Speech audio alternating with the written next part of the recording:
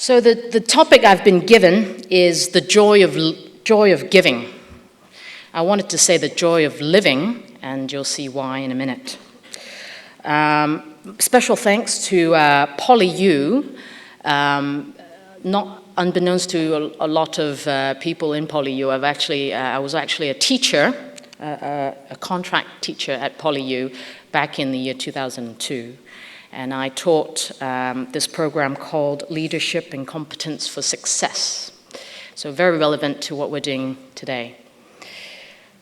And on top of that, I'm also currently the president of the Hong Kong Aviation Club. So anyone wants to do some flying, please contact me. So the purpose of this talk is to talk specifically on the joy of giving. I've really restrained myself from trying to put anything about our charitable organization in the presentation, because I know a lot of you will be experiencing it firsthand tomorrow. So I think your experience of it will probably be much more valuable than death by PowerPoint. We start off by looking at the word joy. Now, what is joy? Is joy the eating of a piece of chocolate when you're starving and famished?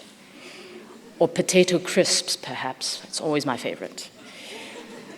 Is joy the opposite, running and finishing a marathon?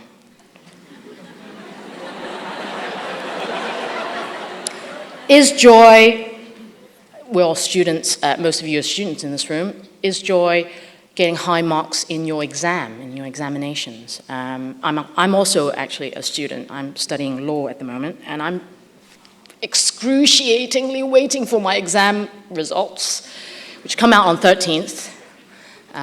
So fingers crossed. Anyway, is joy getting compliments for how I dress?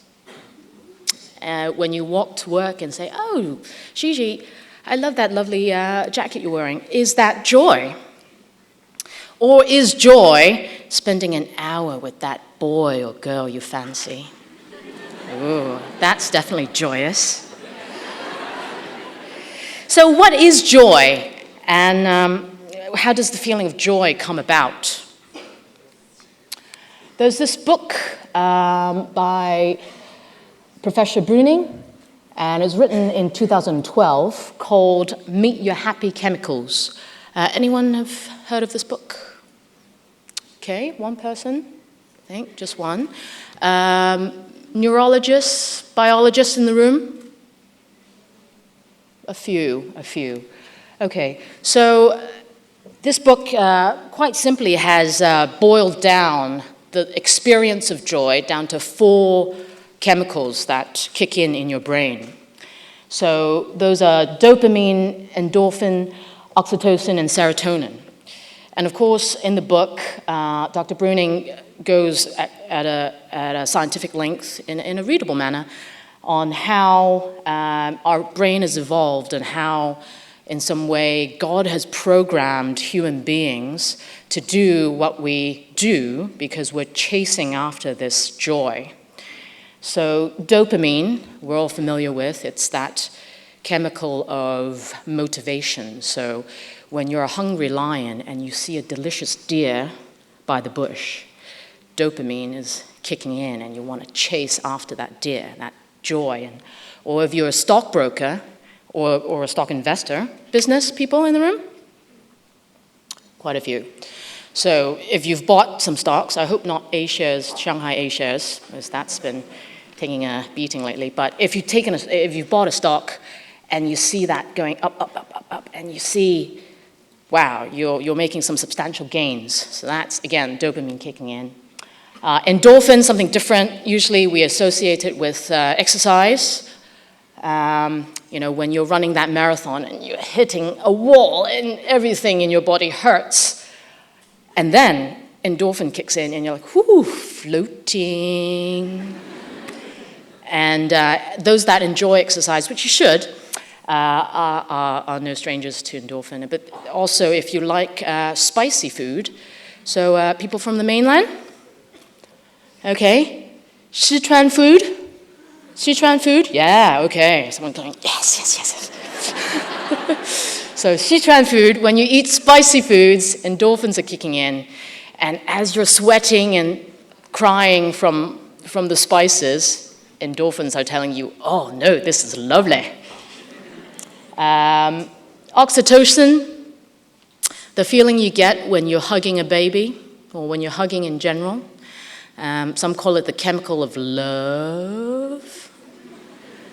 And basically, we're told that it's the chemical that's been in charge of chemical bonds, relationship bonding within society. So it's good for humans because people should form social bonds and live together as a community.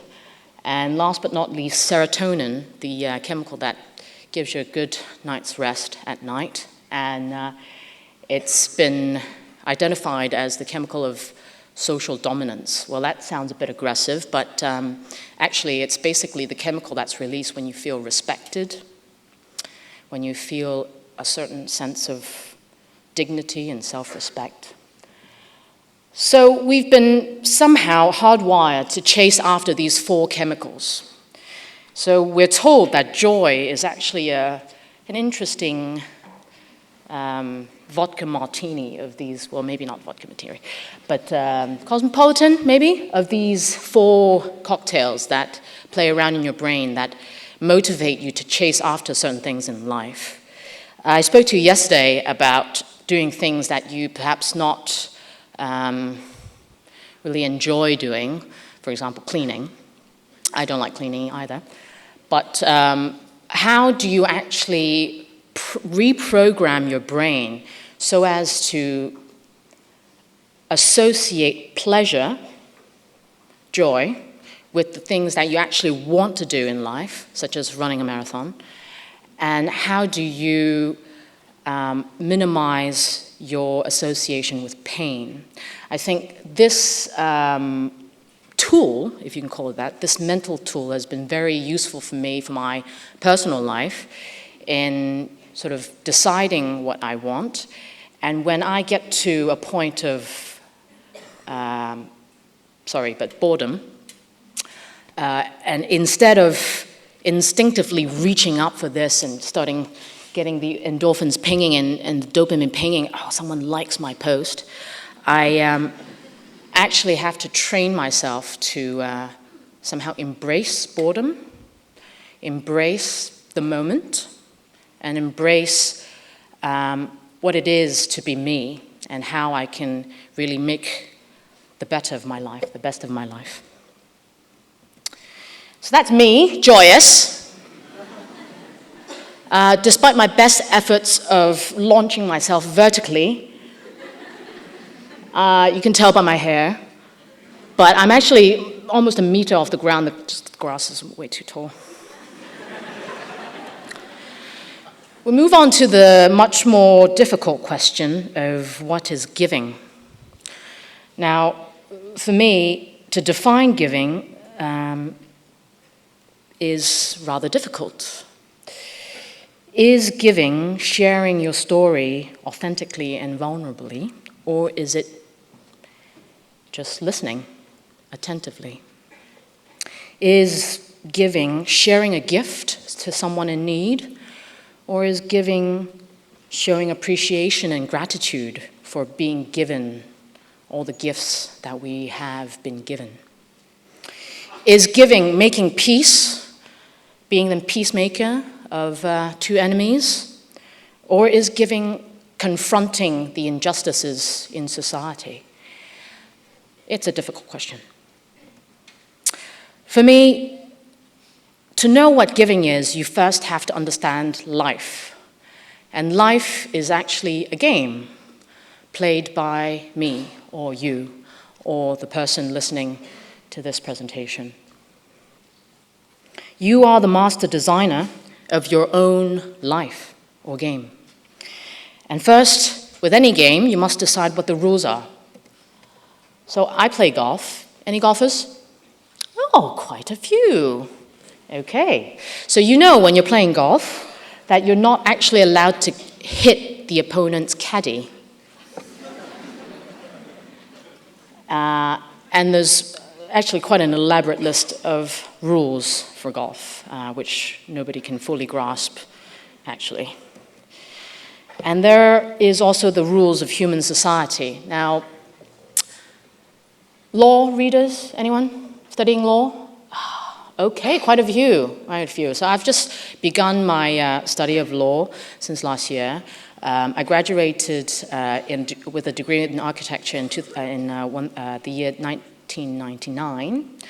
And as I've been sort of chasing after my successes in my professional life, I've decided that I actually want to know more about the rules of society.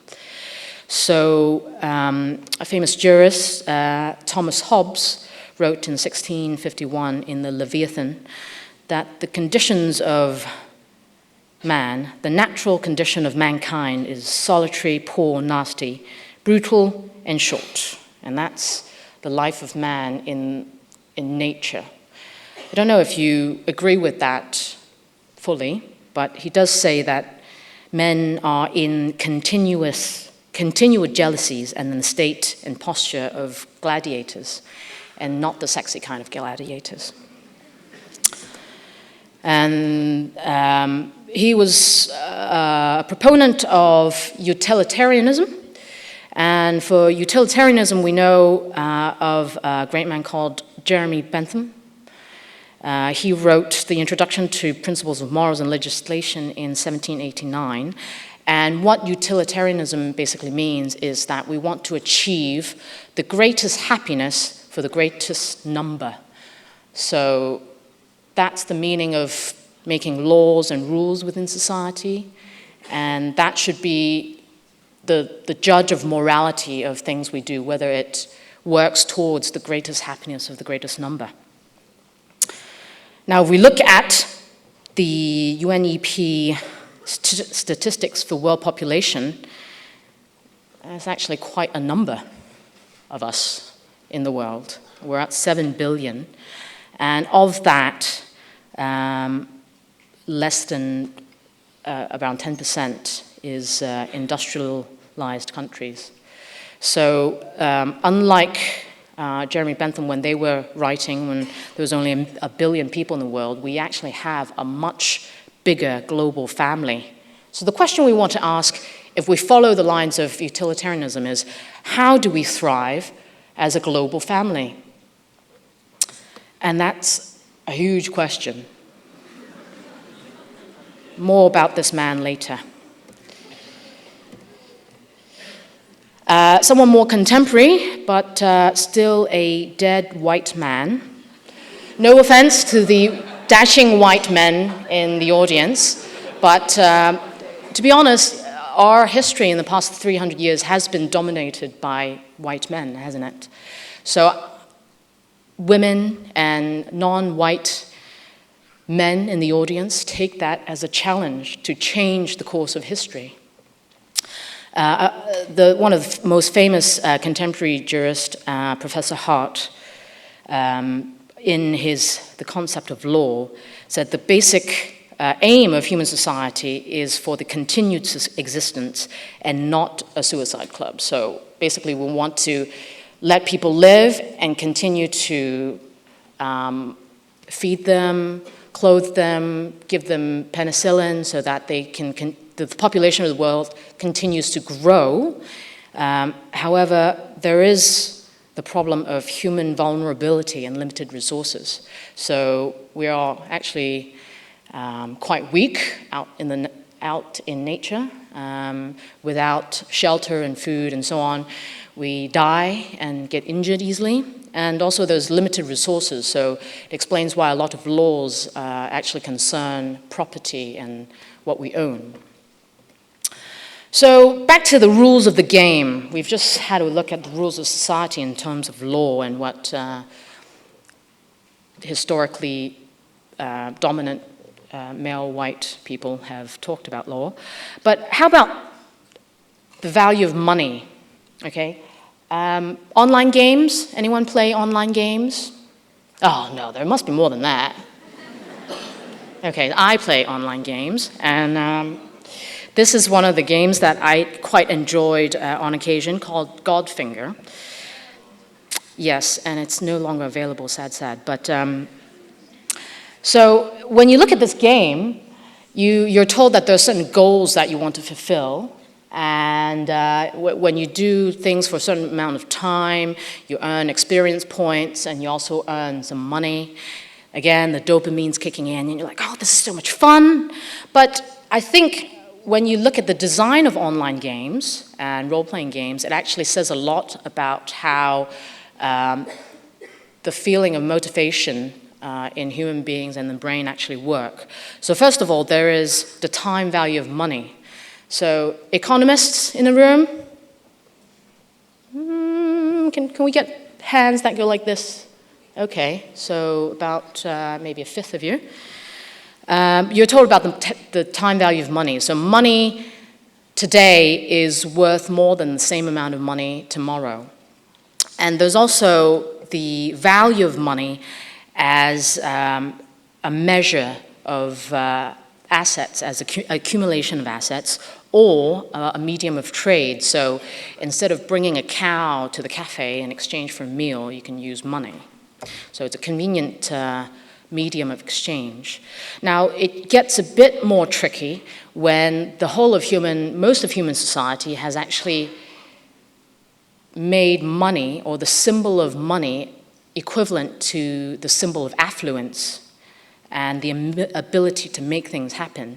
It's correct to a certain extent, but it does cause some problems when people tend to chase after money as the ultimate sign of respect from his or her peers.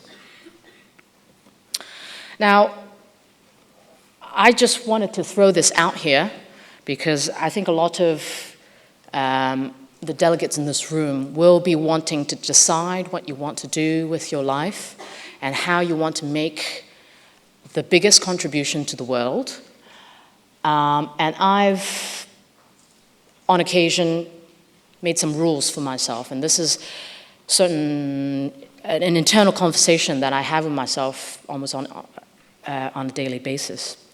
So I've promised myself to always be kind and be polite, to embrace diversity and dare to be different, and to be the change you want to see in the world, embrace challenges and enjoy hard work, face confrontation courageously. Now, I suppose I should explain this one a little bit. I grew up with two quite domineering parents. So back in my day when I was growing up, it was quite legitimate to beat your child silly in a loving way. And so actually, when I was growing up, I was actually not constantly in a state of fear, but I was afraid to speak up and speak my mind because in Chinese culture back then, it was considered impolite to talk back to your elders.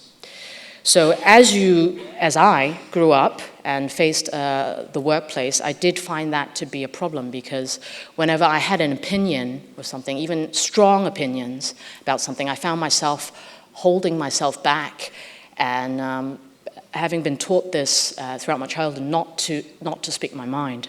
So eventually I realized that this would cause a problem for me. So I challenged myself to not be afraid of confrontation and embrace courage to do that which I believe is right. And I invite you to do the same. Be an honest person. Embrace responsibility and look after yourself or find someone who can. Be forgiving and beware of the ghost named jealousy that will turn you into a monster. I mean, this is going back to Thomas Hobbes, who said, the natural state of man is in the continual jealousies and the state of posture of gladiators. It does tend to do that, doesn't it? And lastly, be patient and persistent. Patient, persistent, and polite, the 3 Ps. And if you can master the 3 Ps, I think you can do anything in life. As with any game, you actually require quite a lot of patience to get to do and to see to fruition the things that which you want to do. And without patience, which is very, very difficult, if I may say so myself, but without patience, it's most nearly impossible. So I've translated a lot of my internal conversation into the mission of Faith and Love, which I won't go too deeply into as it's online and you can Google it in your spare time. Another dead white man once said, "I am enough of an artist to draw freely upon my imagination. Imagination is more important than knowledge. Knowledge is limited. Imagination encircles the world." Now, someone else we know talked about imagining. Yes, John Lennon. I do find, imagining no heaven and no countries quite, no heaven, easy, no countries, maybe, no possessions. That's really difficult to imagine, isn't it? This was written in 1971. John Lennon wrote it, and when he wrote Imagine, the world was already in a state of, he was actually experiencing quite a lot of wealth disparity. The name of his album was called Working Class Hero.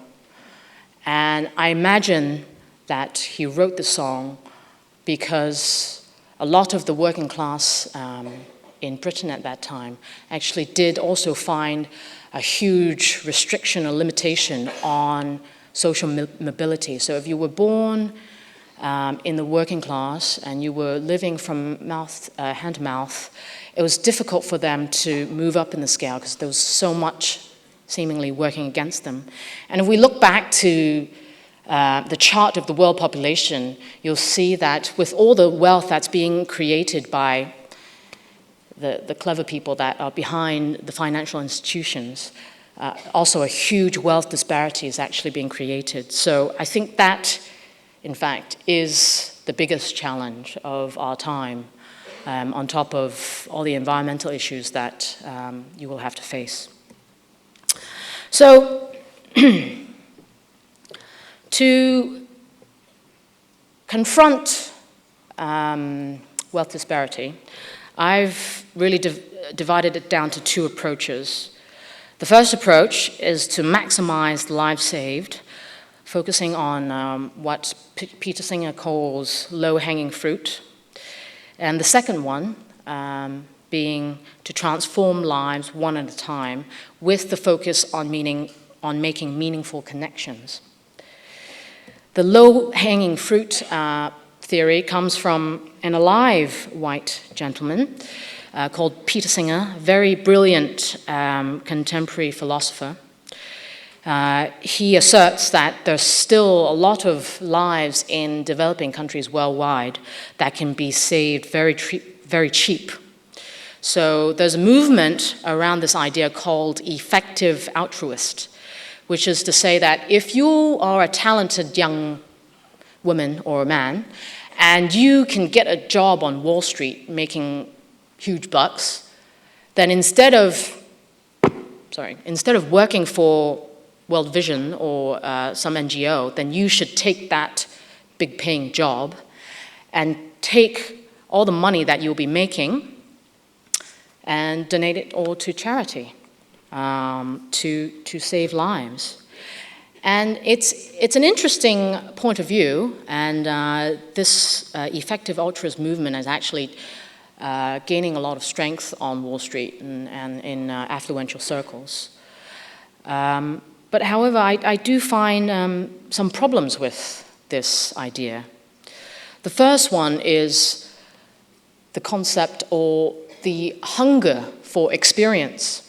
So all the young men and women in this room, I should imagine, are just at the peak of your physical lives, and you're curious as anything, and you want to experience the world and to know what it is, right?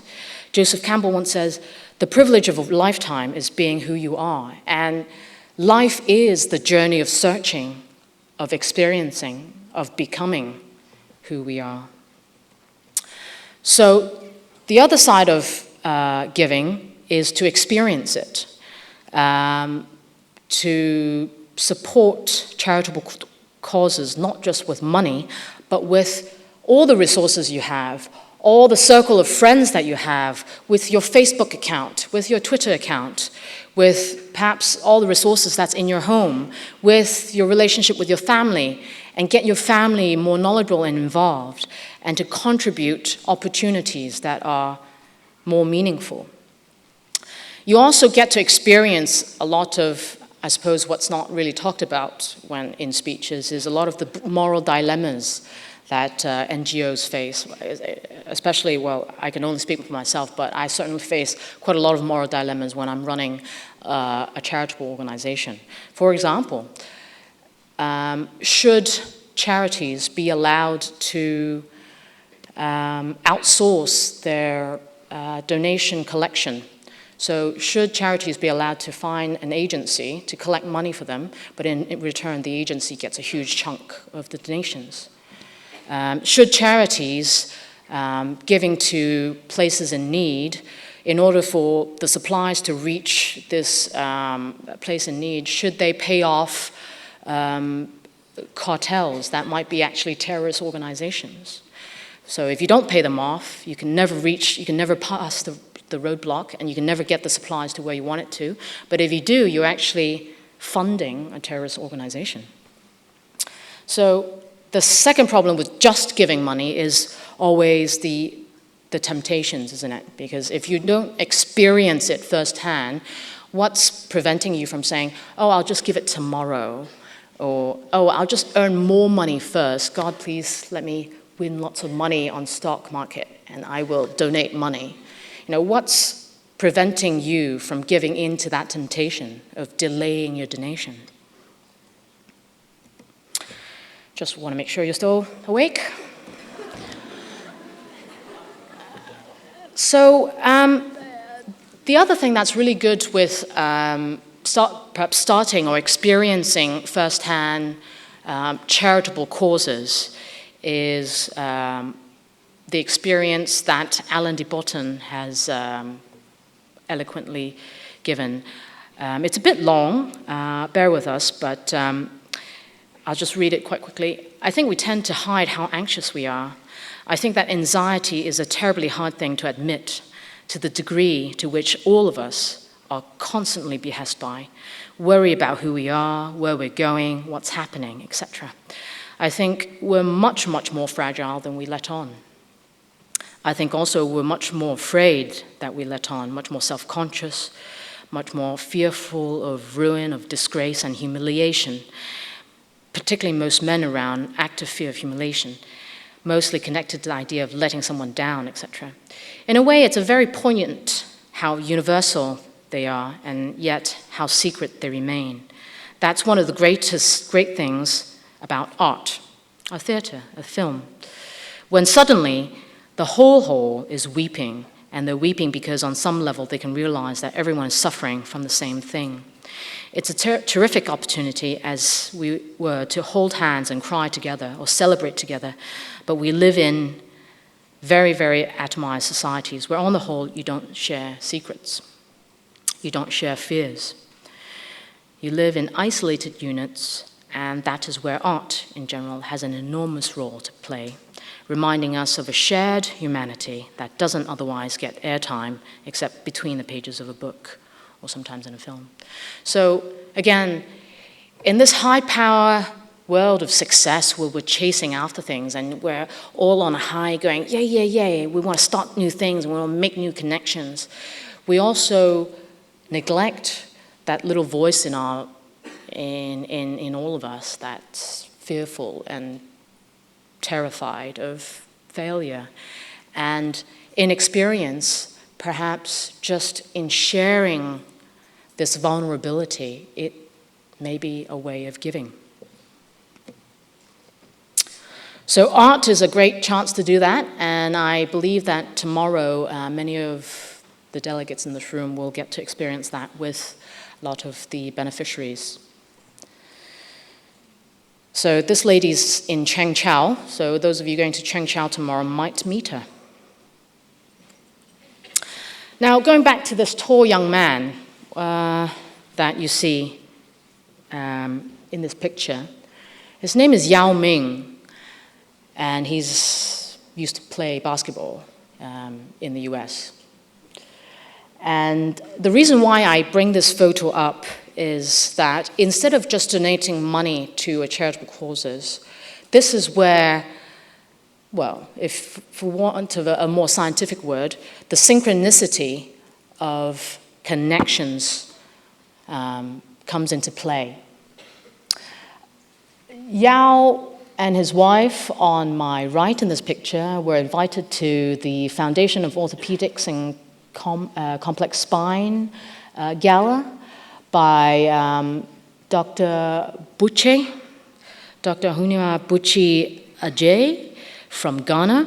Now, Dr. Buche was already a very successful spinal surgeon in the United States. And instead of just enjoying his career, operating on a lot of quite affluent people in the United States, he actually decided to take his talents back to his native homeland of Ghana and start this foundation of orthopedics. And because he's already built up such a successful career, he was also able to leverage on a lot of his skills, his networks, his old clients, his friends, to help him in his foundation.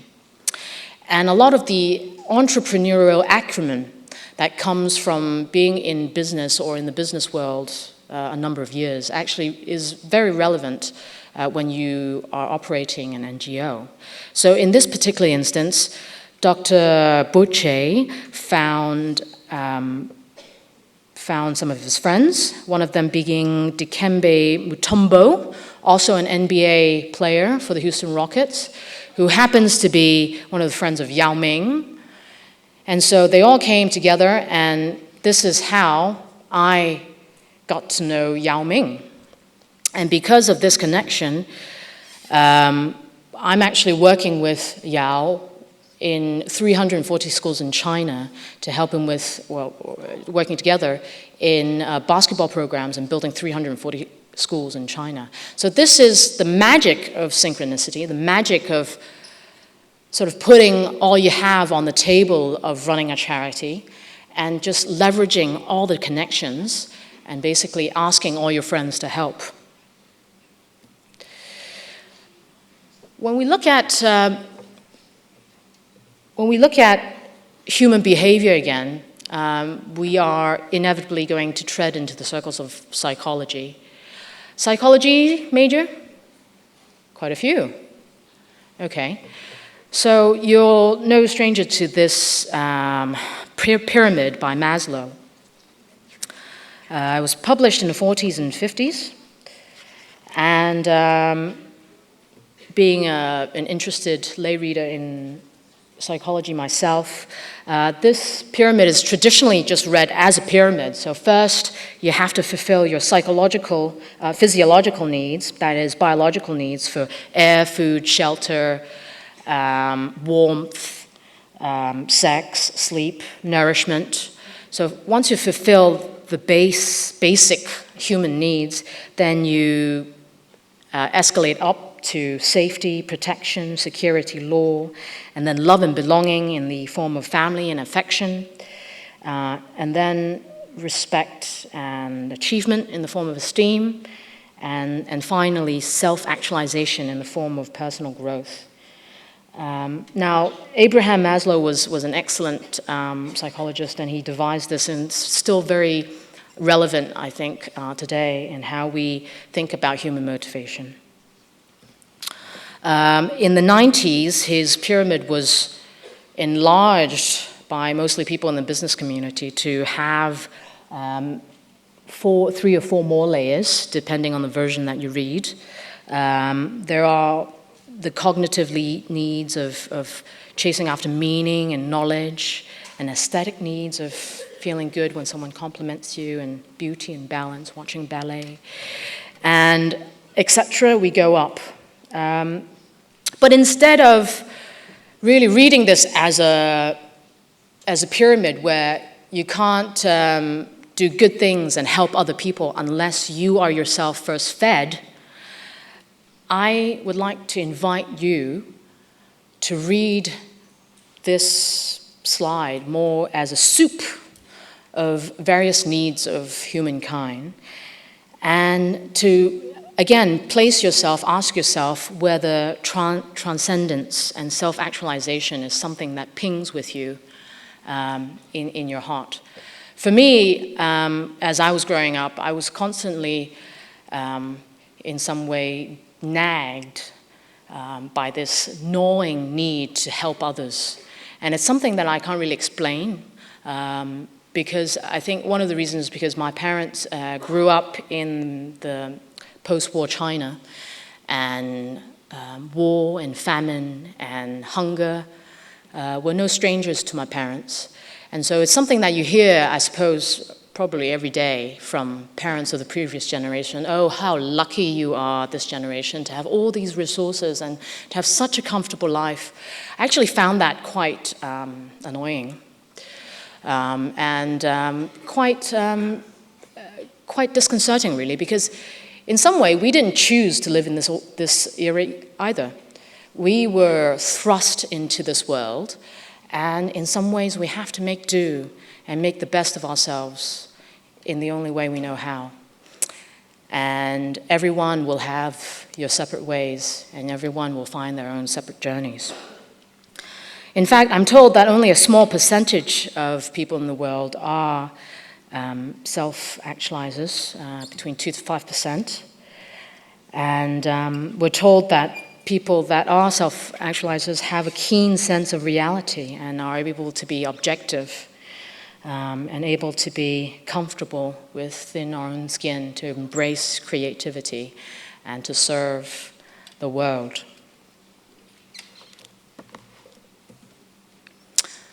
What is faith? The name of my organization is Faith in Love. I've purposely resisted the want of putting more Bible verses in my presentation. But I think this one is worth sharing from whatever faith or lack of faith or whatever theology or atheology that you come from. In Matthew 20:16, we're told that, "So the last shall be first, and the first last, for many will be called, but few chosen."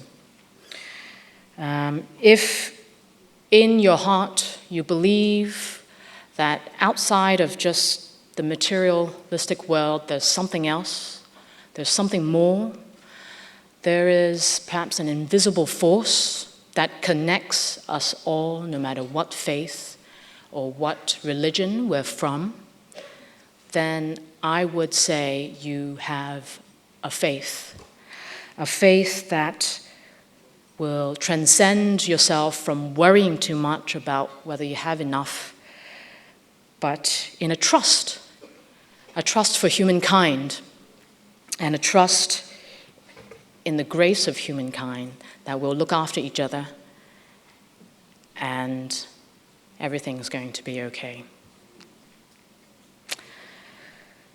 So, on top of faith, let me share some, finally, women that are prominent philanthropists in the world. Dr. Kiran Bedi, founder of Indian Vision Foundation. Delegates from India? Okay, dotted, peppered all over. Okay, so Dr. Bedi, I'm told she's quite famous in India, won the equivalent of the Nobel Peace Prize in India, and she decided to put all those funds into the India Vision Foundation. She's a very inspiring lady. She was one of the first women in India to join the officer ranks in the Indian police service. And she's actually started her charity to look after young children that are in prison, not because they themselves have done anything wrong, but because of their parents, are in prison for various reasons. And she was driven to find education opportunities for them. And also Isha Sachet. Isha is also a lady from Ghana, and she's a correspondent and anchor in CNN. And through her work in CNN, she actually started her own foundation called We Can Lead, W-E, we. W-E standing for Women Everywhere Can Lead. And so she's a big proponent of women getting into politics and leading not just their lives, their families, but also their countries with their own unique perspective that only women can perhaps offer. So Isha, if you meet her, she's, of course, a very charming lady, and she tells of the amazing opportunities that she was inspired to embrace because of her mother.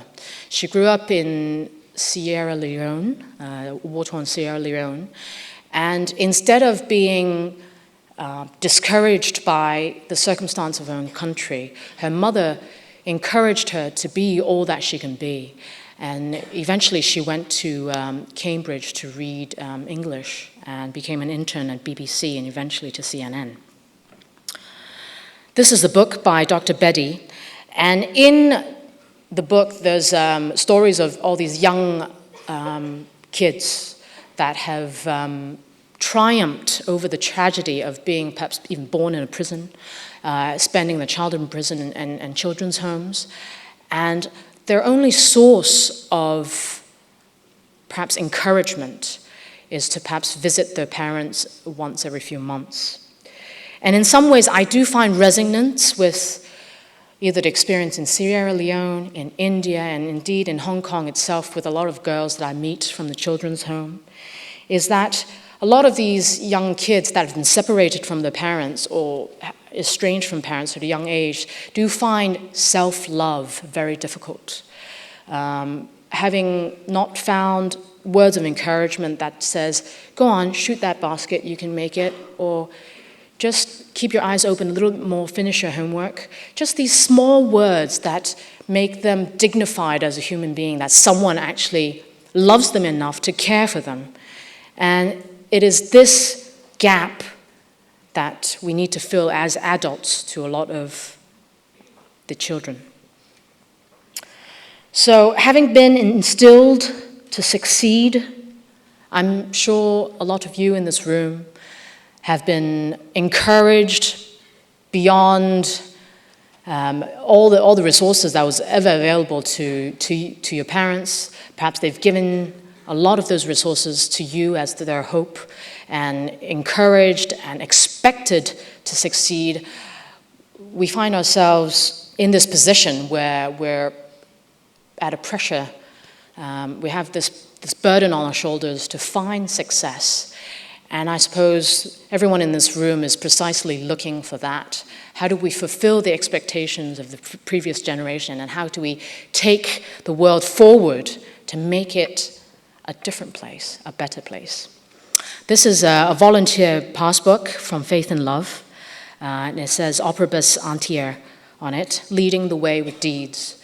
So instead of speaking too much about it, I encourage you to go out with your hands and feet and your senses and to change the world with your actions, with your deeds. And that's us. Thank you.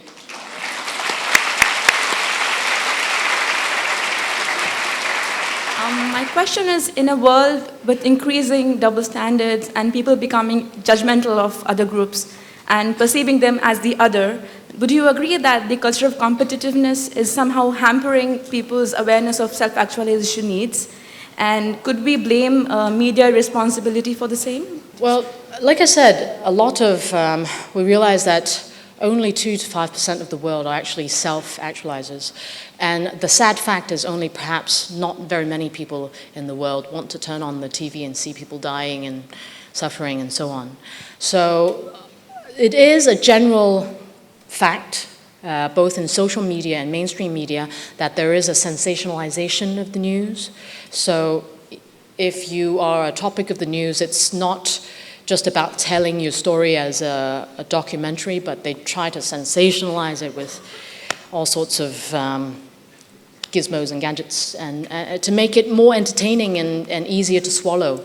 I think in some way, if this is an area that you feel strongly about, then you should enter media. You should change this perception and start a media company or small media company. I mean, and nowadays online is actually quite easy, isn't it? To change that, change the nature of news in some way, because news is what's connecting our world these days. So instead of just blaming and being angry, sometimes I do this as well. I turn on, sorry, Facebook, but I turn on Facebook and I see these just absolutely rubbish news that's, you know, not well researched and just spreading false propaganda and so on. And it gets you angry, but what can you do? Just click on that little arrow and say, I don't want to see this, right? So instead of, I think anger in some ways is a very useful tool. Instead of letting anger take the best of you and making you grumpy and just suicidal all the time, I think you should really use your anger and channel it towards something positive in affecting change in the world. Also, like, does dehumanization of certain communities, for example, hamper people's sense of empathy towards them? You know, so what would your recommendation or advice be in general? Can you speak more about dehumanization? Right. Yeah. So, for example, if the media promotes a certain stereotype, right. And you know, people tend to have preconceived notions and judge other people, which, I mean, the other, right? Instead of seeing people as a whole or part of one family. So that leads to you assuming that this person is from a certain ethnic race or religion, for example, and therefore he is such and such. And therefore I fail to empathize with him because I've already judged him in that sense. True, very true. However, I mean, people tend to be anchored into the mindset quite easily. But, you know, a good thing is people do tend to have amnesia quite easily. So if a dehumanized group that was stereotyped into something else, and if something different comes up, something refreshing comes up, I think you'll see that a lot of people are not difficult to change in terms of the perception of things. So yes, a problem, but not overwhelming. Thank you so much. Thank you. It's about these dead white people, because we see a lot of them, a lot of quotes and speeches inspired by these dead white people. But actually, a lot of women and people of color have made these discoveries, but they have been attributed to white men. So we recorded some other names than the people who have done these discoveries. So for all delegates, independently of what you look like, it's about what's your deep inside. I'm sure you all will do amazing things. And you will inspire people who look like you to do the same things. So believe in yourself and inspire people who look like you from your communities. Thank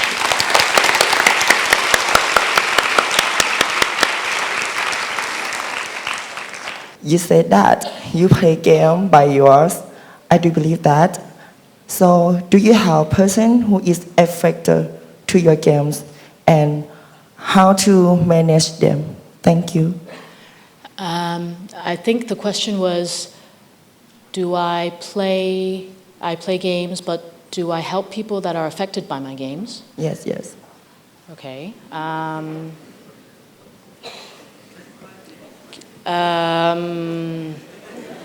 Yes. Yeah. I apologize for it.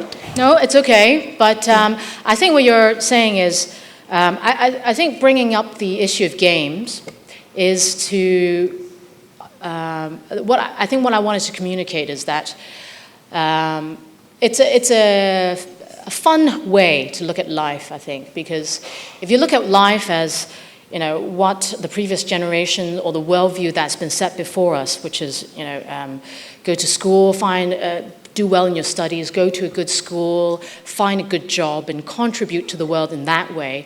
I think in some ways the world has changed beyond just that traditional worldview.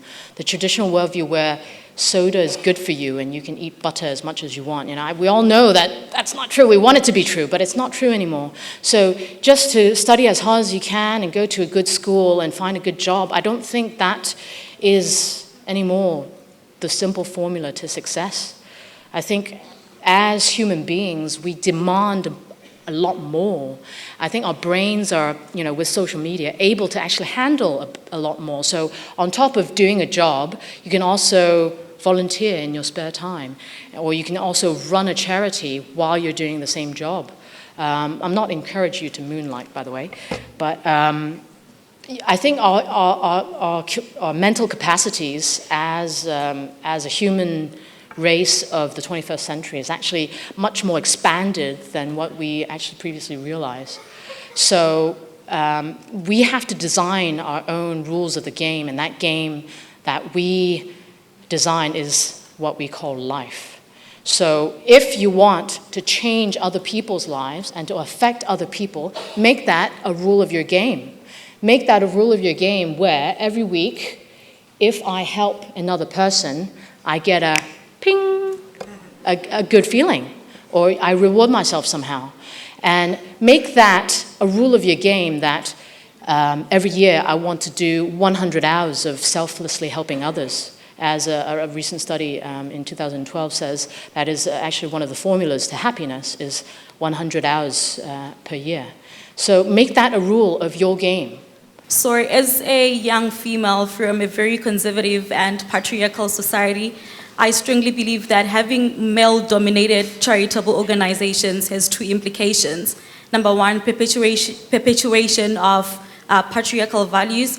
Number two, less prioritization of exclusively women-oriented needs and interests. So how do societies experiencing that go about maximizing on women's security, seeing that the social-political landscape is heavily punctuated by religious and cultural values that are very stagnant and are the reason why they are patriarchal systems in the first place? Thank you. Thank you for your question. I think it is a problem that we face no matter what country we're from, even from indeed the UK or the United States. The male dominance within society is something that, as female person, I see quite clearly. But there are opportunities, especially in today's very interconnected world, if you dare to stand out. And if you dare to get others to follow you in education, in making a difference, in changing those issues that you care so deeply about, there are channels for this to be reported. And I think it does make a change. It might not make a change immediately. It might not be as easy as if you were the president of, say, South Africa, but it does make a difference. And again, patience is the key. Patiently, persistent, and polite. If you are a woman of color and you have a vision and you have a dream to change something, then you must hang on to that dream with your dear life, with patience, with persistence, and politely. And if you hang on to that long enough, I guarantee you something will be different. Do you think we as humans are inherently self-interested and have to overcome that to become giving? Or do we naturally tend towards giving and are somehow corrupted by the greed of a consumer society? Wow, that's like an examination question. I should have to get that off you and study it for jurisprudence. Are we naturally selfish, in other words? Or are that's the more simple version. Yeah, are we naturally selfish, or are we naturally giving and we're corrupted by money and everything happening around us, or history and so on? I think we are a bit of both, to be honest. I think we are, as Professor Hart says, we're limited altruists. So we all have an ability to connect with other people. So if someone else is crying, we tend to cry. Have you ever tried to feed a baby with a spoon? And when you're feeding the baby, you're going... I've tried so hard to keep my mouth shut when I'm feeding someone else, but I just can't do it. So I think we're naturally wired to crave for connection. So I think we're naturally, in fact, I think we're naturally connected subconsciously to, say, for example, everyone in this room. On a subconscious level, somehow we're connected. We're born in different places, and on the surface, we're like the tips of glaciers, where you see the tip of the glacier, and we're all separate individuals. But deep down inside, I believe, we're all connected in some mysterious way. So if we connect with this in our own hearts, and we believe with faith this connection, then something will happen. But if we focus on just our individualism, then there's something else. So the answer to the question is both, but to balance in this modern society, I think there's a requirement for both, because to look after your own self-interest is perhaps a starting point for happiness. And then once you're there, you realize perhaps there's something more that's not fulfilling me, and you want to look for something more. So thank you. A couple months ago, me and my friends and I did some volunteering for the street kids in Jakarta. So most of them are illiterate. So what we did is we want to help them to learn how to read and also do simple math. After a couple of weeks, from around 10 students, it turns out to be around 3, because more and more kids are less interested. When we asked them why, they said because they already enjoy being in the street, because they find freedoms and they feel like they don't have to conform in some rules and norms. So my question is, have you ever experienced this type of experience during your NGO experience, and how do you approach them better for people who we want to help but doesn't seem to want help? So yeah. Thank you for your question, student from Indonesia. Yeah. And to answer your question, we get this actually all the time. Every day. We're trying to help these students, for example, we're teaching them English or in their studies, and to be honest, they just don't want to study. Yeah. Who can blame them? Yeah. Because, to be honest, they've associated in their past all the humiliation, all the pain, and all the difficulties of life with studying.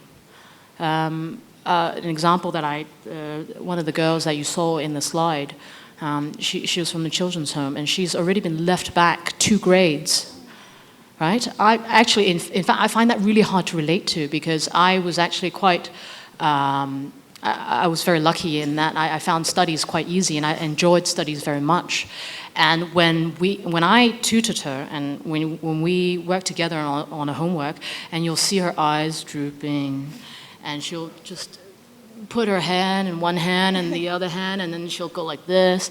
So she doesn't enjoy it, but the challenge is to use your charisma and to use your abilities to turn that around for her, because it just won't work for her if she's in this kind of chain and loophole of finding studies very terrible and just the equivalent of suffering, right?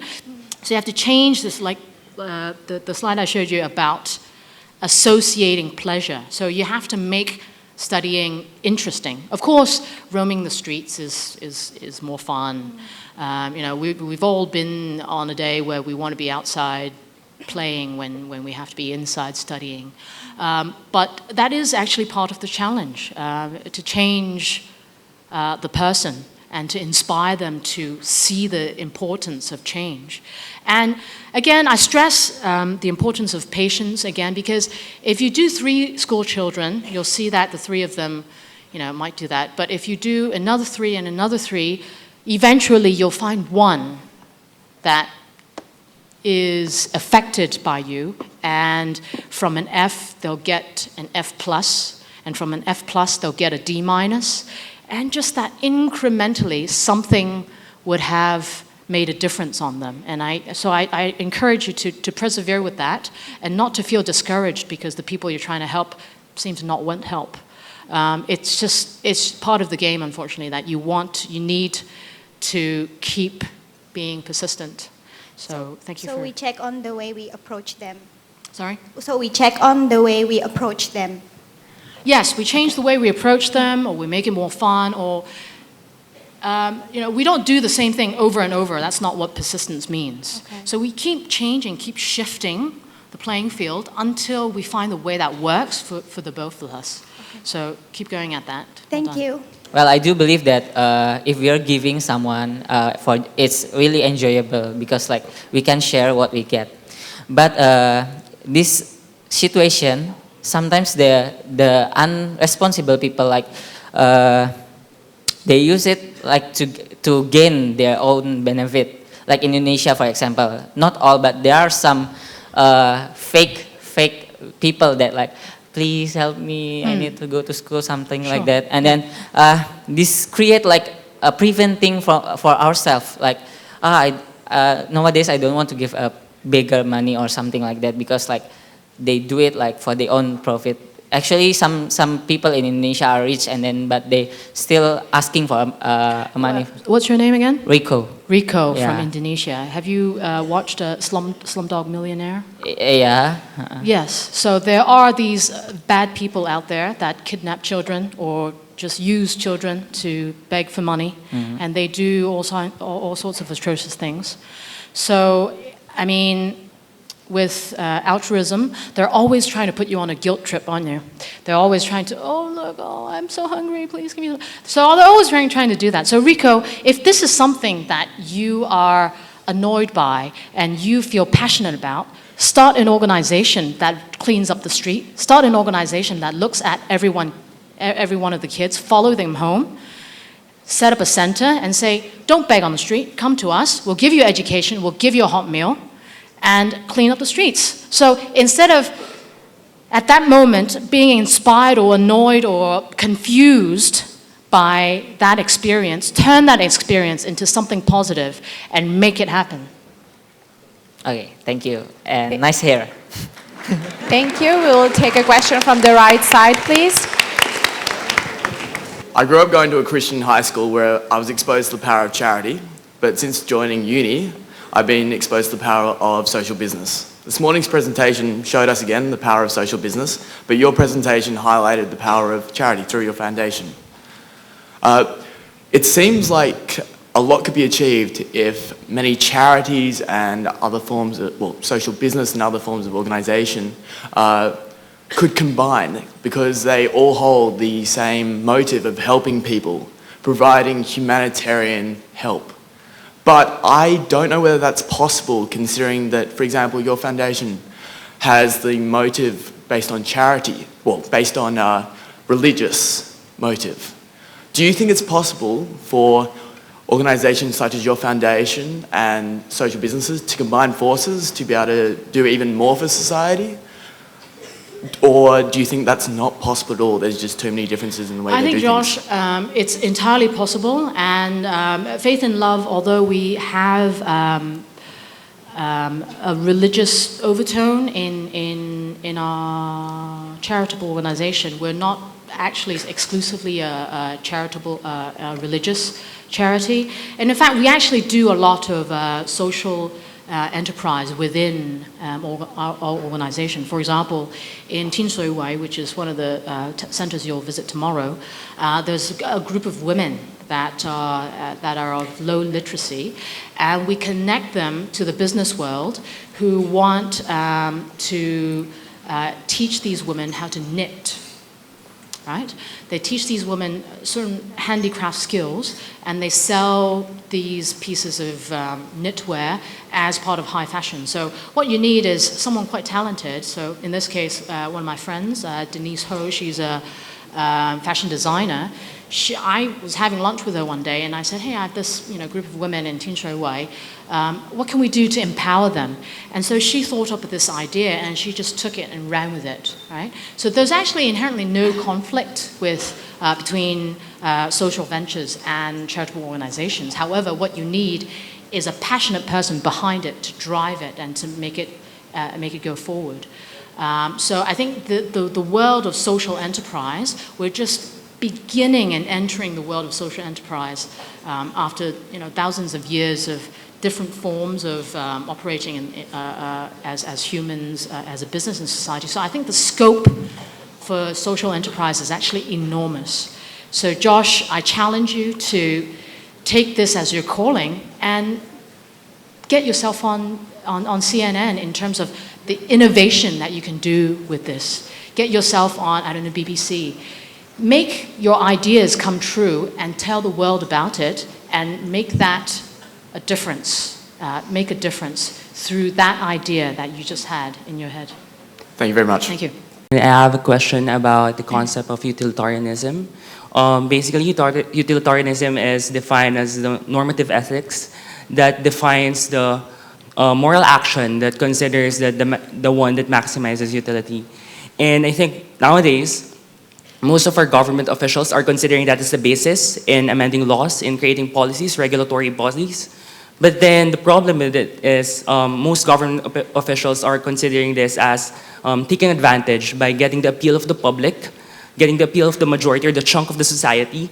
But then the disadvantage is that the minority aren't being taken into consideration.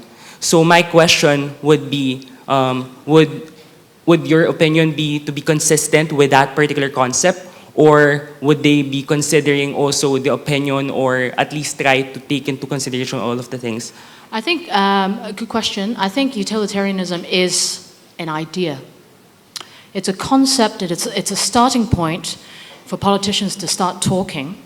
And if you're from Indonesia, then we're talking about democracy, aren't we? I'm from the Philippines. Ma'am. Sorry, Philippines, but also a democratic state. From the Philippines, sorry. So democracy is the power of the ballot box. Yes. And the ballot box operates by a majority. But true democracy actually works only if the majority looks after the minority. To work as a society and in a utilitarian sense, it only works if those in power actually care enough to listen to the minority and take their interest into account and not just worry about the votes from the ballot box. So again, a starting point for discussion, an ideal proposition perhaps, and it doesn't always work, but I don't know, I think a lot of us, from the questions that we're getting, I think we're all very passionate about politics.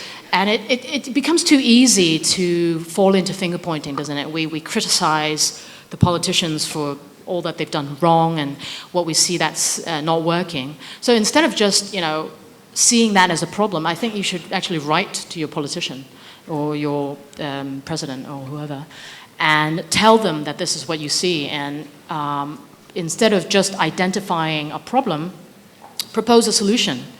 And however naive or just far-fetched that seems, that is actually something to get you proactive in this issue that you are passionate about, rather than just complaining and criticizing what someone else in power is already doing. So again, sorry, what's your name? My name is Christian from the Philippines. Christian from the Philippines. Take action. The question is about giving. I believe giving is about sacrifice. First of all, I'm really eager seeking opportunity for volunteering program. And in fact, I got opportunity to go to Vietnam for volunteering program, but I ended up not going because it takes 1 month of my studies life. And as a student, I have to attend classes and I have group projects. So by joining that program, I'm afraid being unfair to my groups and it will affect them also. So what is your advice about being volunteering but on the same time not being unfair to both sides? Thank you. Well, Easy from Malaysia, you have the easiest name so far. Thank you. Well, Easy, I think we have to make decisions in life all the time, from the moment we wake up, from what time we wake up, to, when we close our eyes and get to bed at night. And decisions are what makes you. Decisions are what makes your life. So you might be actually at a crossroads at this particular moment, this choosing of your studies and volunteerism. Unfortunately, I can't give you an answer. But you're right in saying that sacrifice is something that's very important.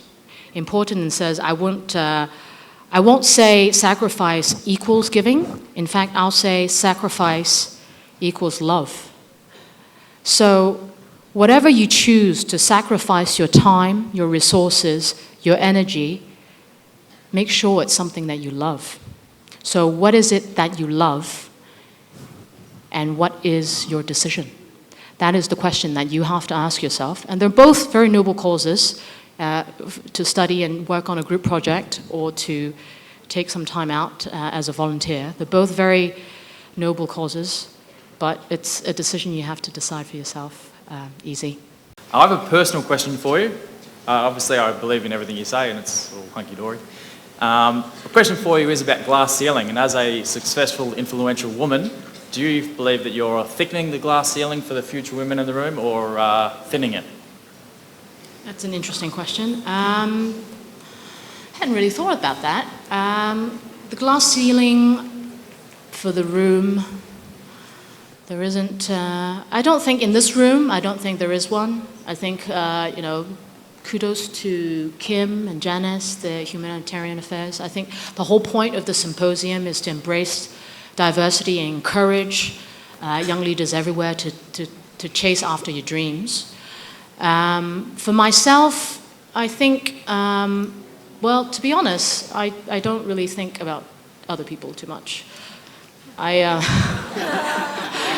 Seriously, when I do something and I think that what I do is the way forward, then you just have to do it. So other women either lead, follow, or get out of the way. So sorry, but yeah. Thank you. I will be taking two last questions, one from above and one from the left side. How do you stop from burning out and to stay inspired while also caring about your own personal interests and your own personal needs? Thank you. Thank you for your question. It's a very good one, in fact. I think I do, the model answer for this question, if you ever get to a job interview, is I think I thrive on it, and I love the energy of being busy. But truthfully, I think I'm very lucky to have a very good family and a supportive spouse that is always looking after me.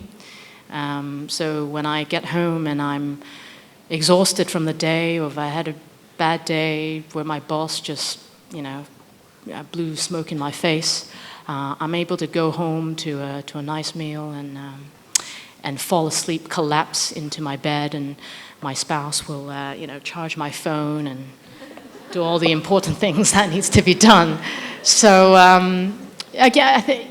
So to answer your question, the support from family and loved ones is actually very important. My question is, I want to ask, based on your experience and your opinion, do you have any suggestion to people that we may face those who were labeled negatively really serious?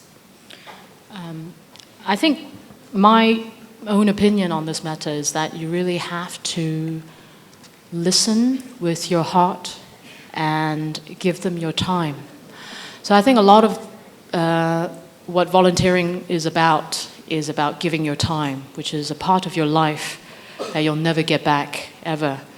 So instead of giving money, which you can always earn more money, or food, or any other resource, it's something that is readily available. Time, perhaps you don't realize it at this moment when you're at the peak of your life, but eventually you'll realize that time is something that you'll never get back. And if you care about someone, then it's not, and I do apologize for all the people that I seem to be kind of ordering you to start your own charity. That wasn't my intention, but What you need is the persistence and the discipline to get things done, but at the same time, the passion and the patience to listen and to confront the issues with a listening ear and a humble heart. So I think that is actually the most difficult in any human connection and relationship, is not that you want to just, hey, come on, you can do it, give them encouragement, but really to connect with them, perhaps not talking at all, perhaps finding some other way, maybe just sharing a soup, all different types of ways. So I think it's really going back to the basics and connecting to another stranger as a friend that you don't know yet, and finding resonance in your heart to be friends. I would like to invite on stage Ms. Janice Leong to present our token of appreciation to Ms. Gigi Chao. Thank you.